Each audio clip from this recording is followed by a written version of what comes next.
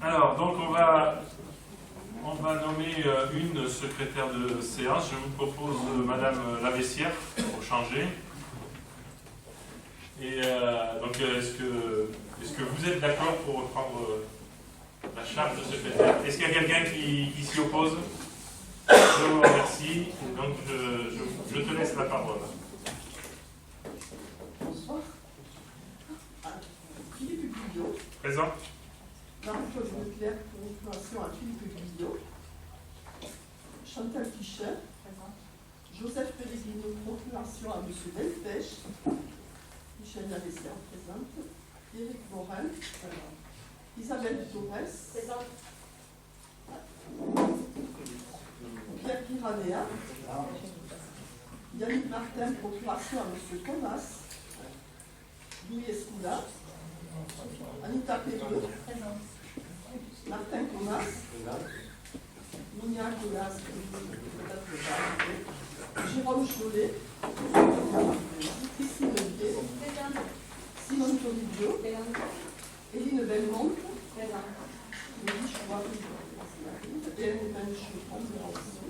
Gérard Delpech. Présent. Nicole Feltes, procuration à moi-même, Michel Lavessière. Bernard Lacombe. Je ne sais pas les appeler, Julie Tardigo. Présent. Julien Barthès. Christian Touzé.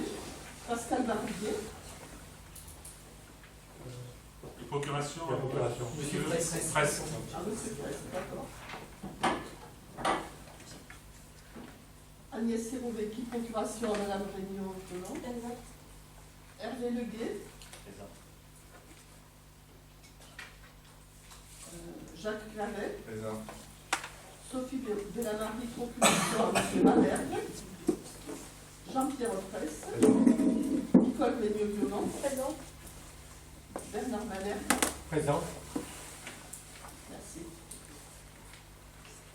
Merci. Alors, on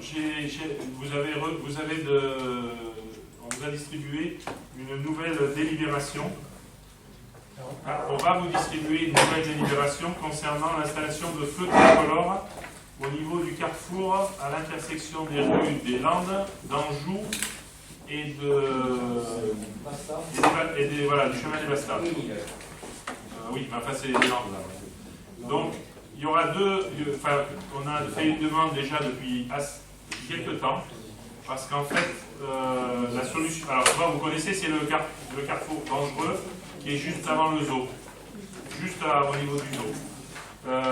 Depuis les années 2000, c'est un des premiers sujets que j'ai traité quand je suis arrivé au conseil municipal. J'étais délégué au quartier, donc aux alentours de 2001, je pense.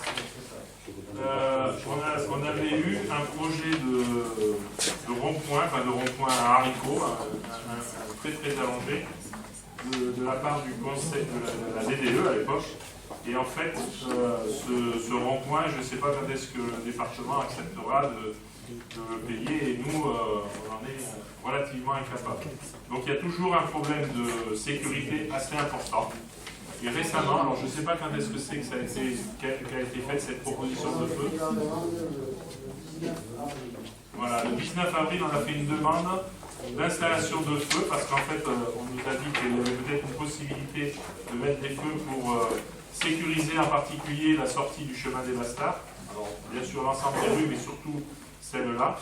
Et donc, on a eu. Donc, Martin a participé à une réunion aujourd'hui au niveau du SDEG. Et donc, c'est pour ça qu'on n'avait pas mis cette délibération avant, parce qu'on ne savait pas qu'il y avait urgence. C'est-à-dire que le SDEG nous a demandé de délibérer le plus rapidement possible. Et donc, nous, on préférerait délibérer aujourd'hui pour que les travaux puissent avoir lieu le plus tôt possible, parce que c'est vraiment un carrefour dangereux où on a eu déjà, je sais pas, un nombre de pétitions assez important. Le micro. Oui, parce qu'en fait, on en est encore au niveau. Voilà, on en est encore au niveau de l'étude. C'est-à-dire que pour faire l'étude, la délibération, c'est pour demander de faire l'étude. C'est-à-dire qu'il y a tout à fait un un premier schéma, mais qui n'est pas encore définitif. Donc, comme ça va prendre un peu de temps, voilà, je vous propose, si vous l'acceptez, de mettre cette délibération donc pendant le conseil municipal dans la rubrique travaux et marchés publics. Est-ce que vous avez des commentaires, des demandes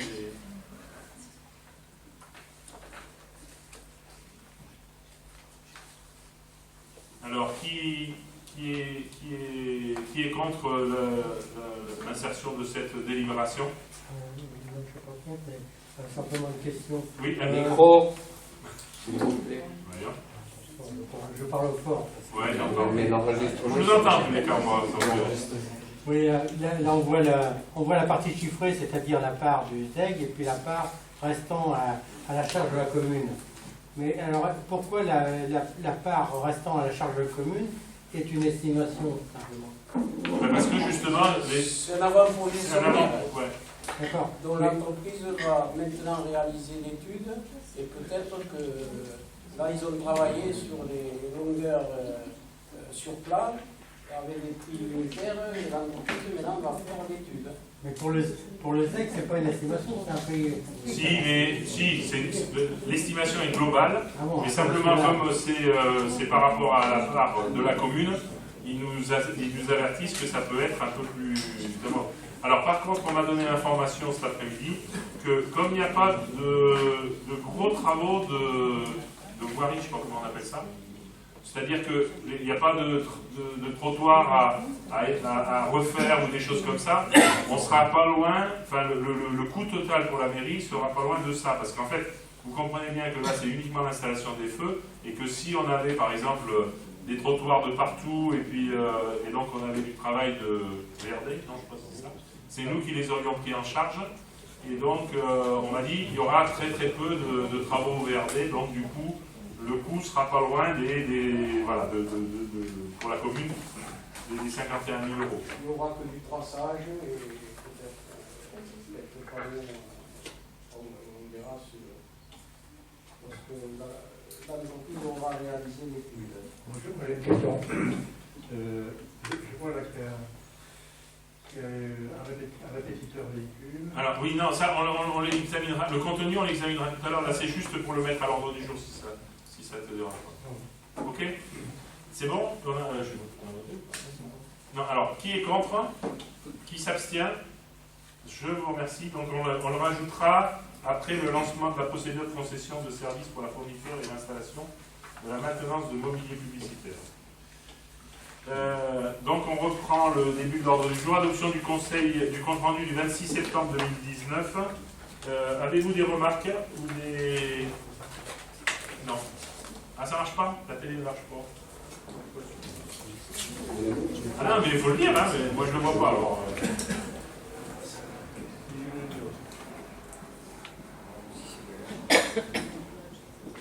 Pas de questions. Alors qui est contre l'adoption du compte rendu?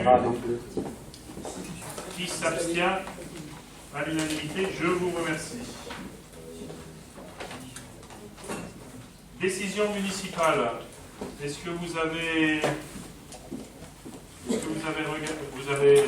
des remarques par rapport aux décisions qui vous ont été envoyées? Des remarques, non, mais une question concernant la décision 1963. Donc là, à quelle fin est contracté le prêt de 300 000 euros? Alors, c'est un prêt qui a été qu'on a pris par rapport à la somme de 300 000 euros qu'on a comment on dit, donné. On a subventionné les coûts du gymnase puisque ça a été régularisé avec la signature d'une convention, je pense au mois de septembre, je ne me rappelle plus. Et donc, on avait dit qu'on le ferait sous forme de prêt de 7 ans, puisque il reste. L'idée c'était de faire un prêt sur 10 ans, mais comme on règle la somme que 3 ans après, donc la commune de Tournefeuille a demandé de réduire la durée du prêt. L'idée c'est que si, pour une raison X ou Y, indépendante de notre volonté ou de la volonté même de Tournefeuille, les élèves de Plaisance n'allaient plus, comme n'avaient été comme au lycée de Tournefeuille, comme lycée rattachement, et ben ce prêt-là serait pris en charge par Tournefeuille. Et donc c'est pour ça. Alors, puisqu'on parle de prêt, je ne sais pas si vous avez vu le taux canon, parce que j'en ai parlé autour à d'autres financiers, et un taux de 0,34%, c'est assez rare pour les collectivités locales.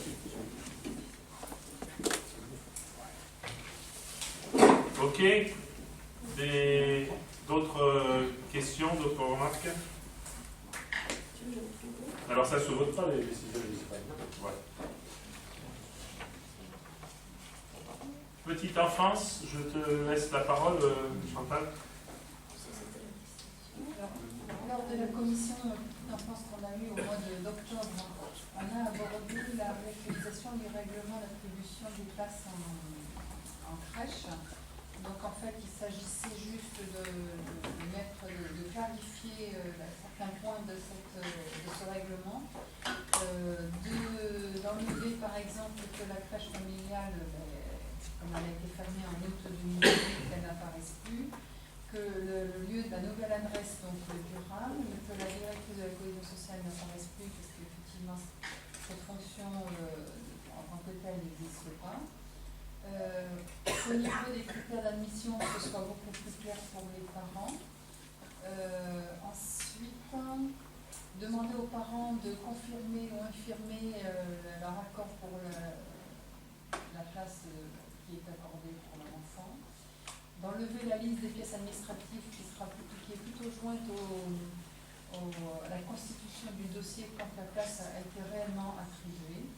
Et enfin, si une place se libère par un refus des parents, qu'elle soit proposée en fonction des besoins de la famille et de l'âge de l'enfant, mais aussi en fonction de la capacité d'accueil des crèches. Voilà.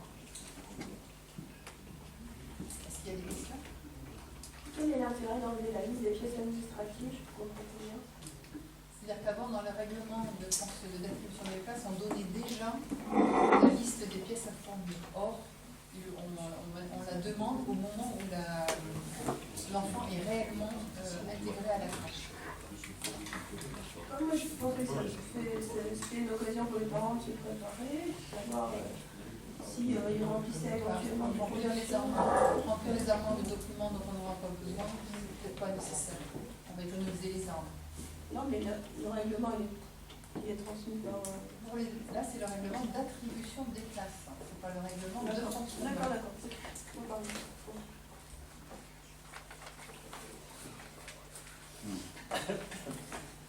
Ok. Pas d'autres questions, pas d'autres remarques. Donc, je mets au voix qui est contre, qui s'abstient. Je vous remercie. Ensuite, on a une garantie d'emprunt 3F, donc acquisition de 3 logements locatifs sociaux, PLU et PLAI, donc situés 17 rue des Moineaux. Voilà. Donc, la rue des Moineaux, je crois que c'est à Birazel, il me semble, non? C'est ça, oui.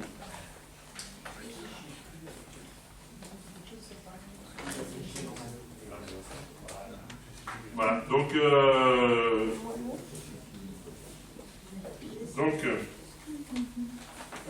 c'est une garantie à hauteur de 30% sur un prêt d'un montant total de 405 245 €.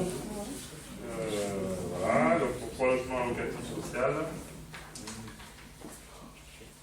Et voilà,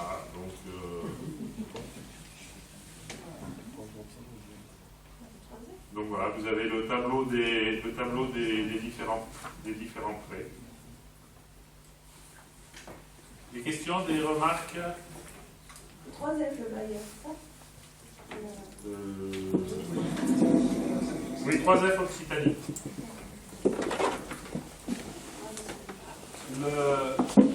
Donc je vois qui est contre cette garantie d'emprunt, qui s'abstient. Je vous remercie. Indemnité de conseil allouée au comptable du Trésor chargé des fonctions de receveur. Donc le décret numéro 82-979 du 19 novembre 1982 précise ces conditions d'octroi d'indemnité par les collectivités territoriales et leurs établissements publics aux agents des services extérieurs de l'État. Il est donc proposé de se prononcer sur les conditions de cette indemnité accordée à M. Angle Dominique en sa qualité de receveur municipal. Il est donc proposé de demander le concours des receveurs municipaux, M.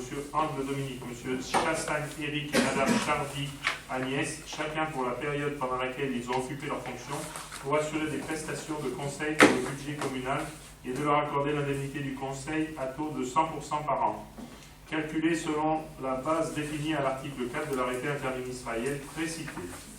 Donc de fixer en conséquence le montant des indemnités 2019 comme suit. M. Angle Dominique, un total de 480,05 € brut. M. Chassagne Éric, un total de 960,09 € brut. Et Mme Charrois Agnès, un total de 1440,14 € brut. Des remarques, des questions? Alors, comme tous les ans, je vais manifester ma désapprobation sur le fait d'accorder à un serviteur de l'État, ou à plusieurs serviteurs d'État en l'occurrence, fonctionnaires, donc, des indemnités dites de conseil, parce que je trouve que c'est, je sais pas, c'est antinomique pour moi.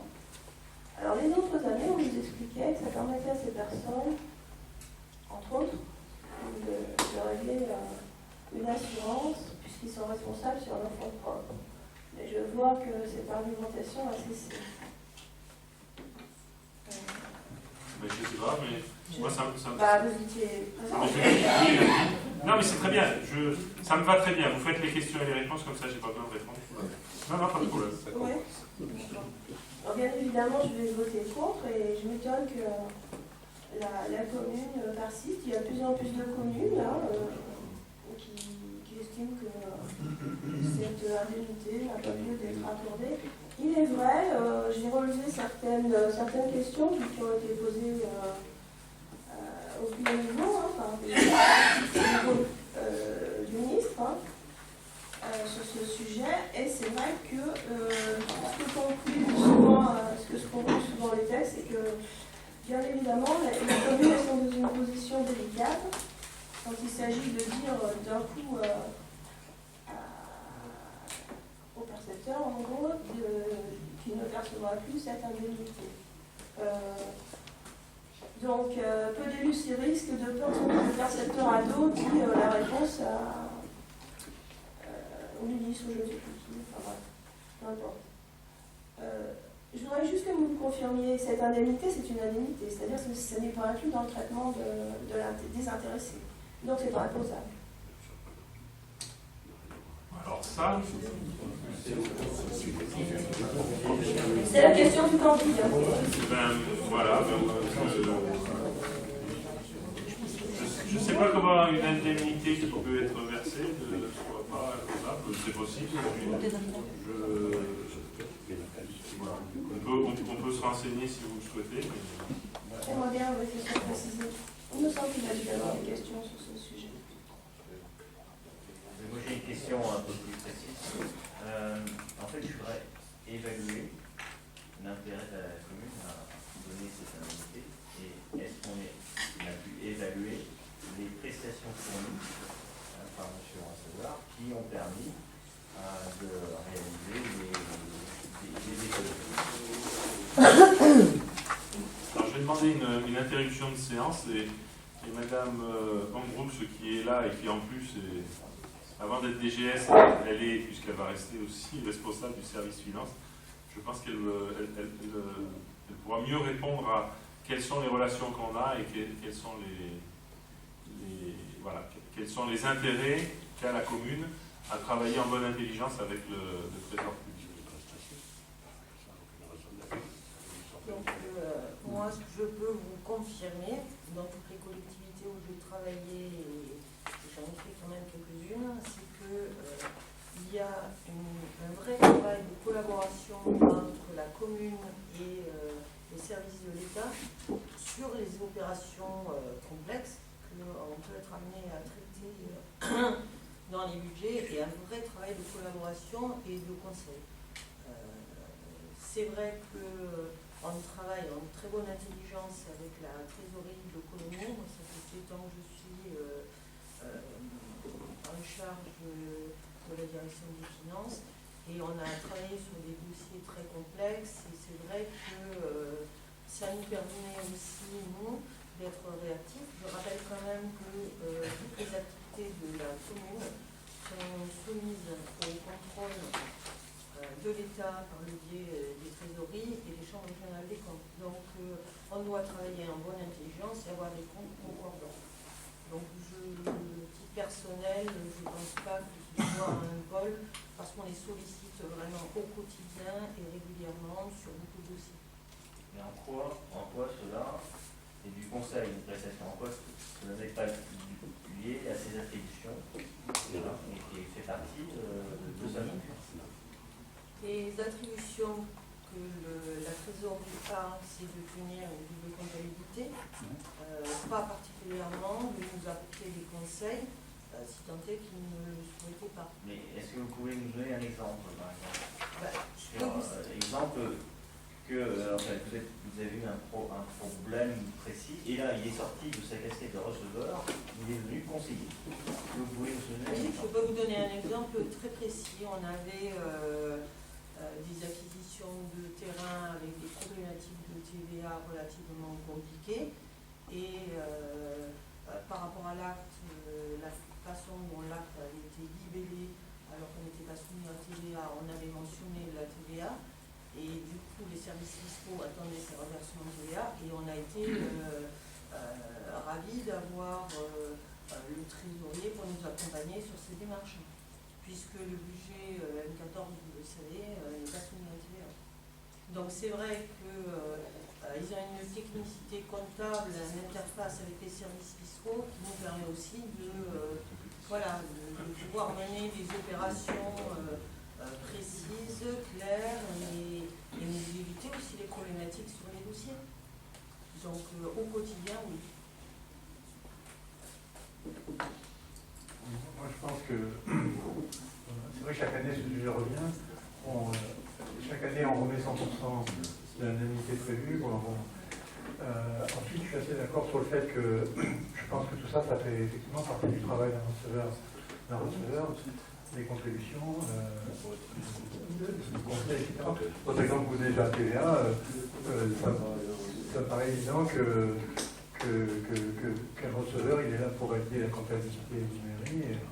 Et s'il y a un problème de TVA de ce genre, c'est son boulot de le voir et puis de le faire rectifier. Bon, bref, je trouve que chaque année, on débat de ça pour rien, puisque chaque année, on nous en met 100%. Encore une fois, moi, je ne suis pas pour les extrêmes, vous voyez, mais peut-être que si enfin on se décide une année à dire que ces indemnités, bon, on les ramène à 50%, ça peut être. Surtout qu'aujourd'hui, où qu'on jette le regard, on voit bien qu'au niveau en particulier des plus favorisés, etc., ouvriers, cheminots, etc., on rabote toutes ces indemnités de tout le monde, mais là, quand même, ce sont des gens qui ont quand même du cadre, de la fonction publique, qui ont quand même un niveau de rémunération conséquent. Voilà. Donc je trouve que, par les temps qui courent, bon, peut-être que 50%, ça serait pas mal. Je partage comme un petit commentaire. Ok. Parce que tout dans les commentaires sur ce que disent les gens, ça c'est très technique. Tu commandes aussi. Oui, moi je commande au micro.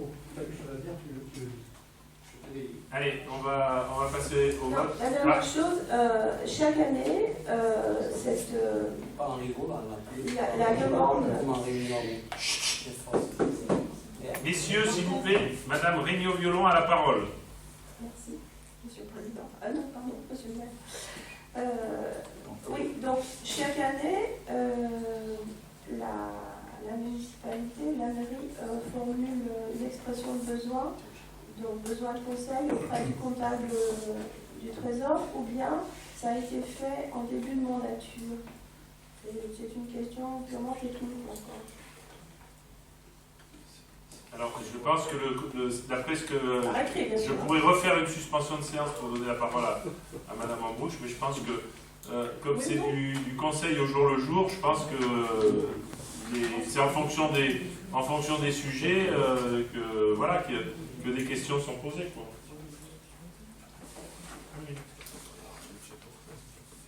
Alors, j'ai peut-être pas compris la question, mais bon.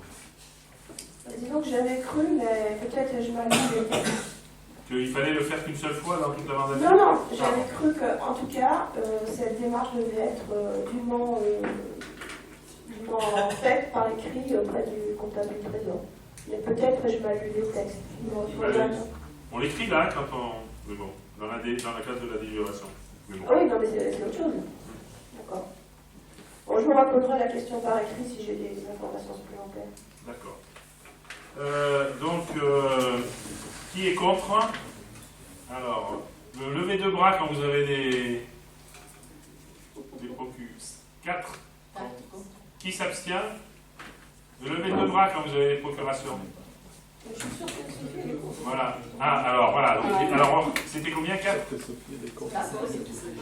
5 et 3. C'est ça? 5 contre et 3 abstentions. Madame Regnault-Violon, vous avez une... Moi, j'ai une procuration Voilà, pour Madame Serovecki. et Monsieur Fraisse aussi, donc ça fait 4 et monsieur. Donc ça fait 5 contre et 3. Moi aussi, j'ai une procuration. Oui, mais lui, il est dans les abstentions, donc ça fait 3 abstentions.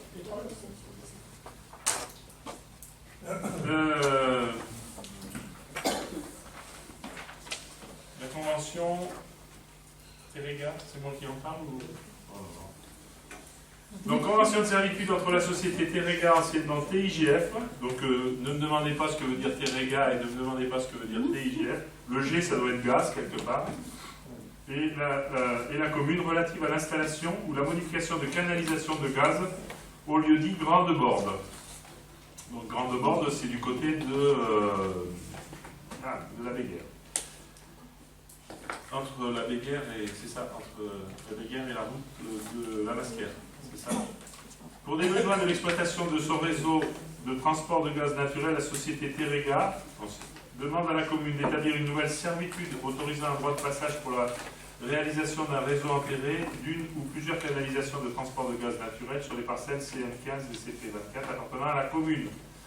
De modifier une servitude existante d'élargissement concernant un droit de passage d'une ou plusieurs canalisations de transport de gaz naturel sur les parcelles appartenant à la commune. C'était de modifier une servitude existante mise en arrêt de l'exploitation suite à la déviation demandée concernant un droit de passage d'une ou plusieurs canalisations de transport de gaz naturel sur des parcelles appartenant à la commune. En contrepartie, la société Terega s'engage à verser une indemnité de servitude de 100 par an. Et il est proposé d'approuver cette convention. Alors j'espère que vous n'avez pas trop de questions techniques. C'était assez clair. Alors, qui est contre la modification de cette convention? Qui s'abstient? À l'unanimité, je vous remercie. Avenant numéro 1 au marché de fourniture de gaz naturel pour les bâtiments communaux. La consultation relative au marché de fourniture de gaz naturel pour les bâtiments communaux a été lancée le 11 août 2017. Une délibération du 18 octobre 2017 a été prise pour le choix du candidat retenu dans le cadre de ce marché, à savoir Gaz de Bordeaux à Bordeaux. La procédure qui a été mise en œuvre est l'appel d'offres ouvert lancé en application des articles pour une durée de 24 mois le 1er décembre 2017. Dans l'attente de l'attribution du nouveau contrat, il convient d'établir un avenant numéro 1. Cet avenant a pour objet de prolonger la durée du contrat actuel de 3 mois, soit jusqu'au 29 février 2020. Donc la commission d'appel d'offres réunie le 10 octobre 2019 a décidé de valider l'avenant numéro 1. Il est demandé au conseil municipal d'approuver le choix de la commission d'appel d'offres et d'autoriser monsieur le maire à signer l'avenant numéro 1. 3 mois, ça suffira pour le prochain. Oui, de toute façon, les prix sont très volatiles, donc l'avenant de 3 mois nous permet de maintenir les conditions de prix sur ce produit qui a des amplitudes tarifaires importantes, et ça nous laisse le temps de relancer une consultation. Okay. Des questions, des remarques, des... Moi j'ai une remarque qui se rattache plus ou moins à cette délibération. Alors je sais pas J'espère qu'elle se rattache, parce que sinon... Si vous allez pouvoir l'accepter, l'élu de l'opposition, M. Malherbe, ne pouvait pas être présent à cette commission. Oui. Mais il avait demandé s'il était possible que que son suppléant, enfin, s'il était possible que je le remplace en tant que suppléant, mais non désigné, dans la mesure où on n'a pas encore revu la composition des différentes commissions municipales suite à la scission, à la création, si tu veux, Jean-Pierre, donc à la création de deux groupes, un groupe en plaisance composé de 6 élus et un groupe plaisance citoyenne composé de 2 élus. Donc voilà, donc ma question est-ce que la recomposition de ces commissions pourra faire l'objet de prochaines délibérations du conseil municipal, ou est-ce que ça peut se régler de manière purement administrative suite à une demande de chacun des groupes pour se faire représenter? Alors, la commission d'appel d'offres, elle n'est pas modifiable. Donc, elle est définie en début de mandat et on ne peut pas la modifier. C'est pas comme les autres commissions, c'est une commission un peu particulière. Ça aurait été la commission achat, oui, bien sûr. Bon, ben, on fera modifier les autres, mais alors donc pour les autres commissions, c'est Et je ne sais pas s'il y avait des modifications à. Ah oui, il y en a un. Oui, il y en a un peu partout. Bon, bah, faites la demande en expliquant ce que vous souhaitez, sachant quand même que de toute façon, on va, je ne sais pas comment on va faire, mais il faudra de toute façon que le groupe Les Citoyennes soit représenté dans toutes les commissions. Oui, mais vous vous rappelez, la dernière fois, vous nous avez expliqué que ce groupe-là a de droit la possibilité de se présenter dans toutes les commissions. Ça fait d'ailleurs partie des remarques qui figurent dans le compte rendu du... Non, mais comme les commissions sont habituellement composées en fonction des résultats, en fonction des pourcentages des élections, comme les élections les mêmes, ben il n'y aura pas plus de délégués. Donc, à partir du moment où il prend une place, il prend une place chez vous. Bon, voilà. C'est curieux parce que c'est différent de ce qui a été dit la dernière fois. Je ne crois pas. Il y avait même une question de une remarque de Mme Bélamari qui figure dans le procès verbal du dernier conseil. Enfin, le compte rendu du dernier conseil. Voilà, là c'est pareil, je me repencherai avec précision là-dessus et voilà. Je formulerai par écrit des desiderata et on verra si vous pouvez y répondre. Ok. Merci. Nous, on fait du mieux qu'on peut pour résoudre vos petites difficultés. Je passe au voix. Qui est contre cet avenant numéro 1? Qui s'abstient? Je vous remercie. Lancement d'une procédure de concession de services pour la fourniture, l'installation et la maintenance de mobilier publicitaire sur le domaine public de la commune. Donc là, on repart sur les sucettes. Voilà, le mobilier publicitaire de la commune, c'est les sucettes, principalement. Donc on va refaire l'appel d'offres comme nous l'a demandé la préfecture, avec les caractéristiques suivantes. Donc le contrat de concession sera conclu sur une durée de 12 ans et on ne la changera pas pendant les négociations. De toute façon, on ne va pas proposer de négociation ce coup-ci. Voilà. On va faire plus simple. On s'était dit qu'on pourrait essayer d'avoir un petit avantage pour la commune. En fin de compte, ça s'est mal passé. Donc on va faire simple. On va réécrire l'appel d'offres. Maintenant qu'on a une expérience assez claire de ce que l'on peut demander, de ce qu'on peut avoir. Donc c'est ce qu'on va demander, ce que l'on a eu, grosso modo, plus pour être sûr que la commune ne perde pas dans l'ensemble de ces deux appels d'offres. Donc dedans, il y aura pour objet donc, la fourniture des mobiliers, l'installation initiale des mobiliers, l'entretien, la maintenance et le nettoyage des mobiliers, les prestations de déplacement en cours d'exécution, puisqu'on peut très bien imaginer qu'on ait des besoins de déplacer des sucettes pour des voiries nouvelles ou modifiées, la mise en place de l'information municipale, la pose et la dépose des affiches publicitaires, c'est-à-dire que c'est eux qui installent des affiches à l'intérieur des sucettes. Et la mise en place de l'information municipale, c'est parce qu'on va demander, ce qu'on avait déjà demandé, mais maintenant on sait qu'on peut en avoir trois panneaux, donc d'information municipale, puisque c'est ce qui avait été répondu dans le cadre précédent. Donc, et la déposition des mobiliers en fin de contrat. La valeur estimée pour la durée du contrat de la concession est de 560 000 € hors taxe. Donc ça, c'est le prestataire qui devra fournir sur l'ensemble des 12 ans une contribution annuelle. 560, c'est quoi? Je croyais que c'était... Ah non, on ne gagnera pas tant avant. Ah non, bon mince alors. En fait, c'est la valeur totale, c'est-à-dire ce sera globalement son chiffre d'affaires. Comme maintenant on sait à peu près quel est le chiffre d'affaires, puisque c'était l'objet d'une des questions qu'on avait dans la réponse, on sait qu'ils peuvent récupérer 560 €. Et dedans, on demande une rétribution à la commune, puisque c'est celle qui avait été proposée donc, par celui qui avait gagné l'appel d'offres. On va aussi demander une rétribution de la commune. Voilà. Des questions? Oui. Quel est justement le montant le pourcentage de rétribution de la commune? Est-ce qu'on a une idée? Je fais une suspension de séance parce que comme je ne saurais pas, ou alors il faudrait que j'écoute M. Crène et que je vous le répète, ça fait un peu bizarre. Alors, juste pour vous dire, nous avons donc pris les conseils d'un avocat qui nous a dit qu'il était permis en fait que chaque candidat propose une redevance donc dans son offre et donc ça fera partie des éléments de jugement.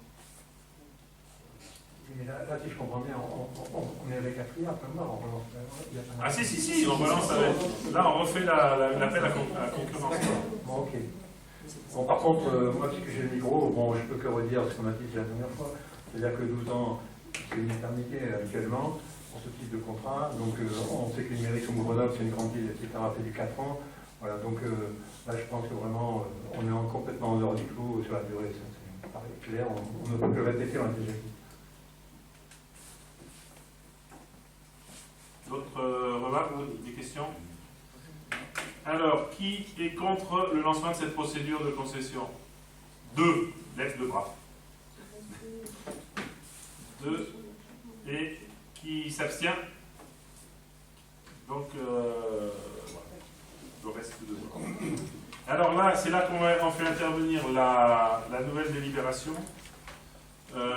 Alors je vais juste l'introduire, après c'est Martin Comas, monsieur Martin Comas qui va compléter par rapport aux explications un peu... Ah non, si tu pourras compléter. Donc en fait bon, de toute façon c'est l'introduction, je l'ai faite tout à l'heure puisque j'ai expliqué quel était le 2. Et donc Martin, tu peux en reparler un peu plus précisément éventuellement par rapport à la solution trouvée et au système de feu. Oui, mais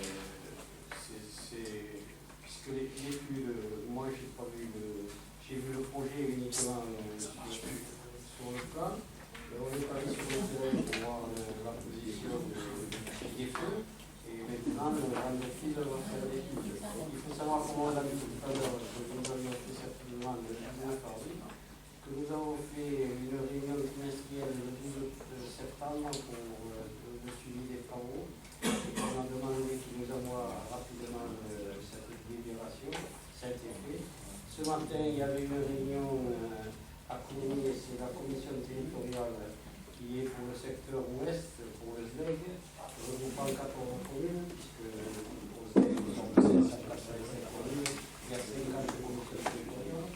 Lors de cette réunion, j'ai posé la question au directeur et à l'ingénieur chargé de notre commune, qu'est-ce qu'il fallait faire pour commencer les travaux rapidement.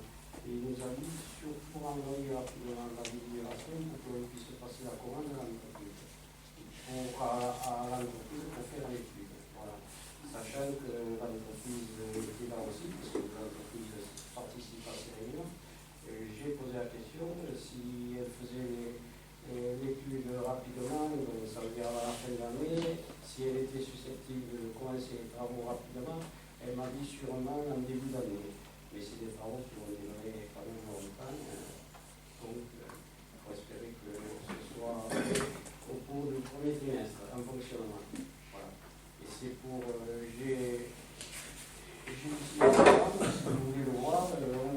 en même temps que la délibération. Il s'agit de mettre. C'est un double carrefour en fait. Il y a le premier carrefour qui est rue d'Anjou, rue de la Île et rue des Landes. Il y aura des feux à cet endroit-là. Et ensuite, il y a le deuxième carrefour qui est juste près, il est à côté, qui est chemin du Bastard, rue des Landes. Et il y aura des feux à cet endroit-là aussi pour faire sortir les gens du Bastard. Il y a une sortie qui ne sera pas traitée, c'est l'entrée du Lot, l'entrée-sortie du Lot.